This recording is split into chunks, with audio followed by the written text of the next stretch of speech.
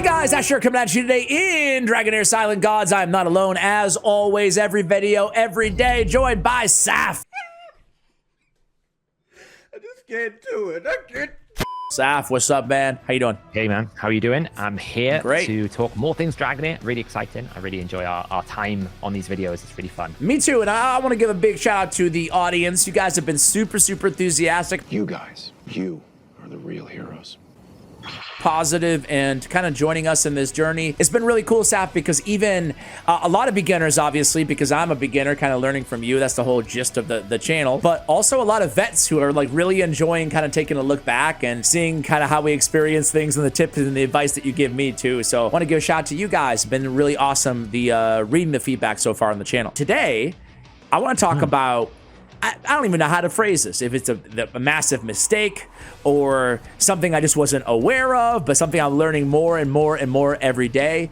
And I think talking off air, I want to say that you were like the same as me, especially coming from a game like Raid or Watchers. I just did not recognize the importance of artifacts, so much so in this game that I really focused all my attention on gear, which ironically in the early game doesn't even really matter that much compared to artifacts, right? Exactly, yeah. I think coming from Raid, which, you know, at some of the newer games that come out these days, they kind of have this like concept of like exclusive weapons or, you know, exclusive items that pair with the hero. And it's not quite the same thing, but in Raid, there isn't really such a thing. Like you go farm Dragon, you get speed gear, and you farm Spider, get some accessories, and you book the champion, and voila, off you go. So it's quite easy to come into this game and go, wait, I'm going to go farm gear. That's what I do. Yeah, need my gear. Yep. Exactly, and artifacts are kind of gear, but kind of not gear. They're very unique and special, and some of the ways you acquire them are very difficult. Some of them are pretty easy, but they can make a tremendous difference to the outcome of your battle. Huge difference. Let's talk about, before we even talk about why and how to get the good ones, right? In the very beginning, for brand new players, what's the easy, is there any like easy and must get artifact in like your first few weeks of playing or whatever? Yeah, so generally you'll acquire the rare artifacts pretty quickly because you'll get them from your purple dice summons. You get quite a lot of rares from there.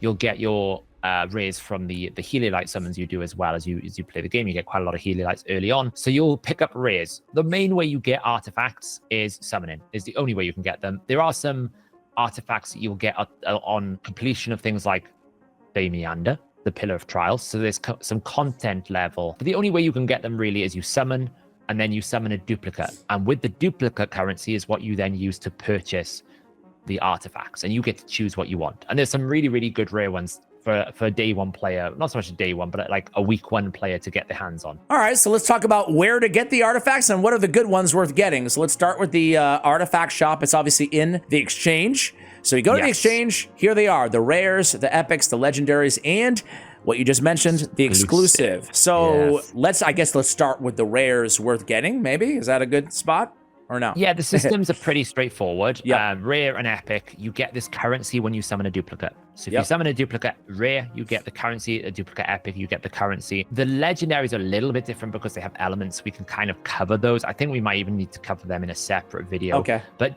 just generally, you have some element-specific artifacts, like the ones above. If you go to the right at the top there, you can see like some of these will only work if you pull a duplicate legendary of the same element. Whoa. And then, which is very smart. It gets worse. Then you get to exclusive. This is where the Kraken territory. So certain heroes of certain elements are called exclusive heroes. You can see the first ones here. Esoteric. Oof, that was a hard word to say. Esoteric it is a necklace. Yeah, that's hard to say. That is only acquired if you pull a duplicate legendary and a duplicate flora. So you have to physically pull the same hero. But what it does is you can see it's actually tailored to be specifically around Flora's ability. So that when you get this exclusive artifact and you pair it with the hero, it pushes them to a level way and above. Like Lothair, if we pulled Lothair, we mentioned this in the summon video we did a few days ago. If you haven't caught it, go check it out. It's really cool. Lothair's exclusive artifact, which is the first one in this list on the right there, Nightfall. Nightfall. You can see what that does is increases his damage of his passive by 20%.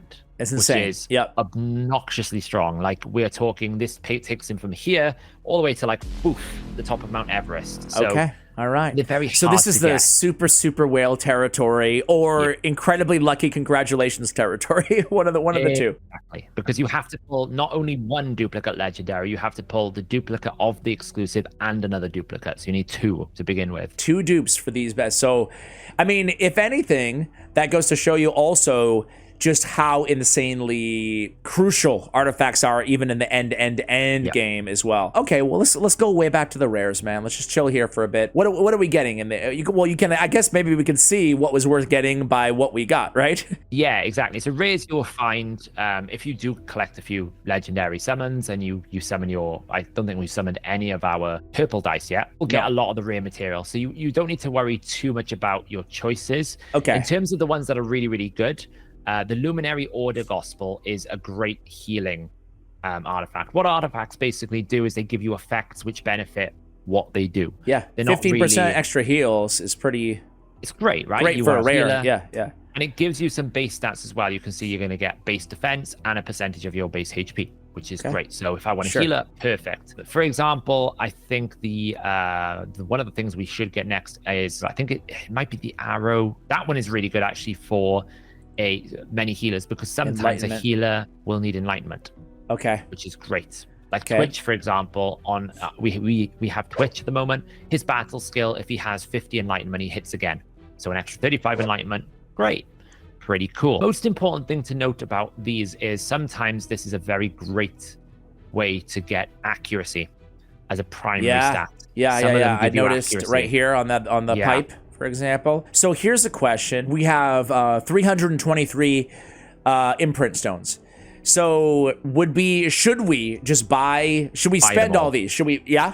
Okay. Buy them all. With rares, I think you pick up the Luminary Gospel first. I think the Dancing Gyre is pretty good for attack speed if you've got someone like a Dauntless Champion who basically works really well at attack speed, right? Boom, those would be really beneficial. And there is like the disc, I think, as well, is pretty good for someone like Sigrid, because the disc, I think we've already bought the disc down the bottom there. Right here, improves your ultimate damage. Flat damage bonus with an attack percentage.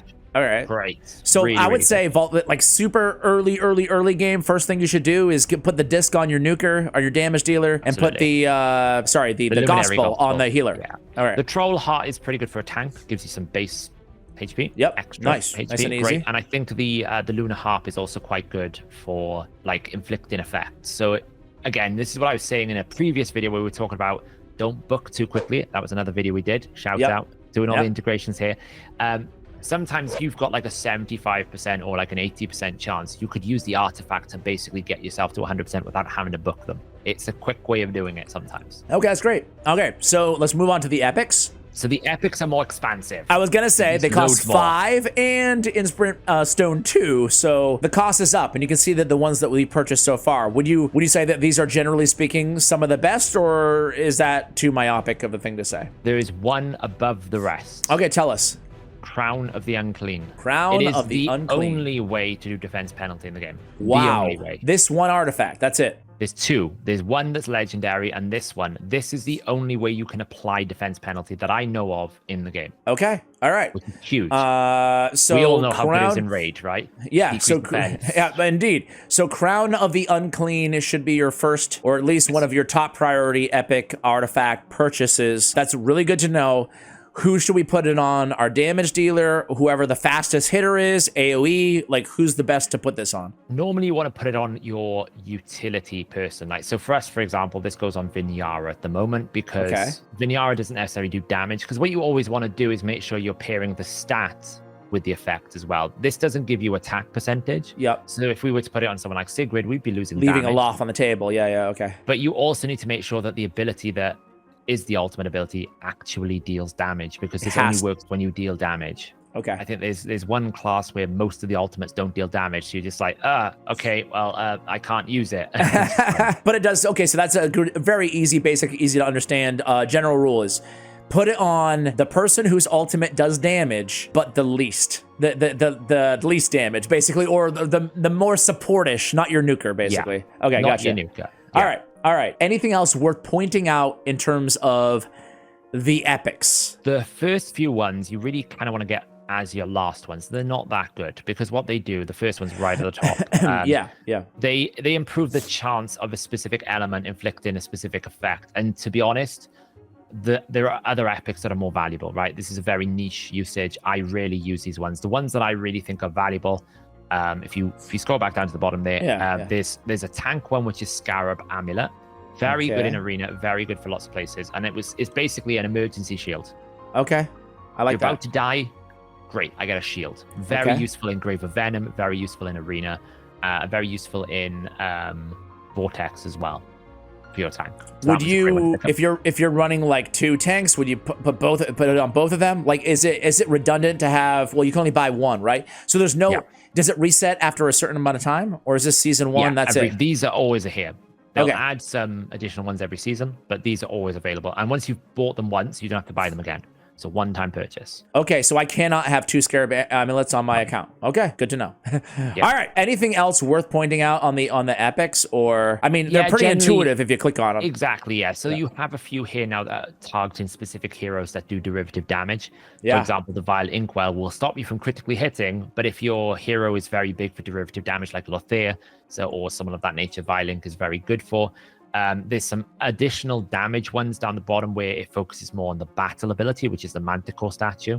So if you have a hero like Twitch, for example, hits 5 times, we might put Manticore statue on him because his battle skill is more important than his ultimate skill. Great, more damage on his battle skill. Okay. We also have like Music Box, which gives you a lot of crit rate. Crit rate is very hard to acquire in this game.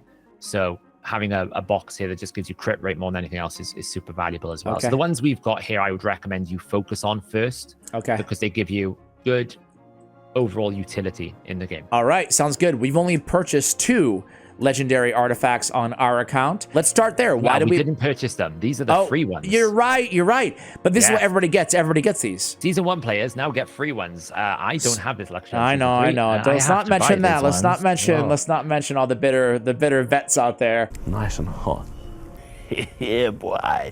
So let's just talk about the 2 free ones then. Are they good, and who are they good on? They are pretty much exclusively for summoners. They are designed for them to go and summon. And we get the summoner for free too. So yeah. Exactly, yeah. So the other one is a little bit better, I think, because this one is more focused on someone like Sharlak, because Sharlak is doing damage from that summoned unit, so it's pretty good for like boosting the caster's damage. Yeah, so basically one's better for like making it so that when the summon units die, it does more bonus damage. The other one is more about empowering the summoner itself. Okay.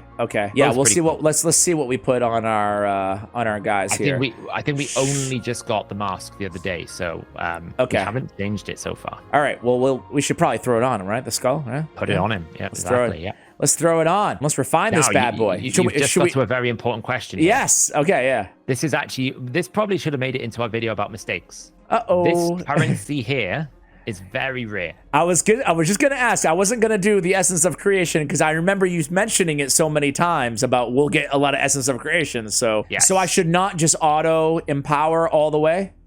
No, because look, I can't anyway. Sorry, guys. Look how expensive it becomes to go from like you can get something up to like 8 or 12, pretty cheap. It's not too bad. Like to go to level 12 is 4,000. To go from 12 to 20 is 16,000. So that's how these games scale it. So you can only get that currency by summoning or by exchanging in like it's a premium. It's kind of like a premium currency where it's like you don't farm it on a daily basis. You'll pick it up from like events, exchanges. Primarily, it's summoning is where you'll get the majority of it. So you want to make sure that you're putting it on the right artifacts. You can see I haven't actually upgraded anything beyond 12 because of that reason. I was just gonna ask, like, to me, it just because Larry or Galalore or whatever how we say it, like just because it doesn't seem like right now he's a big part of our teams, but it doesn't seem like we're gonna be building around him. It seems like even the 4,000 creation essence is probably not what we want to be doing. Is that right? Yes, for us, because we want to get the legendary artifacts. So I know we've got 2 legendary artifacts to acquire from our duplicates. So we would want to probably maximize the value of those because some of them are really like there's 2 probably that's incredibly powerful. Maybe 3 in the legendary. Well, let's talk me through. Well, I guess mention those 3, and hopefully they're not the ones that cost extra. No, they're not. Okay, they're all universal ones. Okay, so the thing about these element specific ones, they tend to form around the element types. So like, for example, a Radiant champion has rally. So if you look at like the Pan Flute, I think it's the Pan Flute, or it's either the Flute of the King or the Pan Flute. You can see it specifically is designed for rally champions. Yep. Most of the time you will not want to go for those until you have got an excess, right? Until you've got, if you're a Kraken, you'll have them. If you're not a Kraken, you probably won't get them. Okay. All right, so let's talk about the normies. What are we going to go after here? We have 2 to spend here, as you mentioned. So where are we going to spend them, man? And what are the 2 or 3 that you mentioned that are just head and shoulders above the rest? There's probably one that's head and shoulders above the rest, and that is Witch's Remains. All right, Witch's Remains. Here it is. We get HP, we get accuracy. Witch's Bizarre Blessing. When the wearer uses an ultimate skill to deal damage to an enemy, there's scaling up to a 60% chance of inflicting defense penalty 2 on the target. So you don't need to say any more, man. I think we all know. There is one thing to say. It doesn't tell you this. Okay, what is it? The Crown of the Unclean is a single target effect.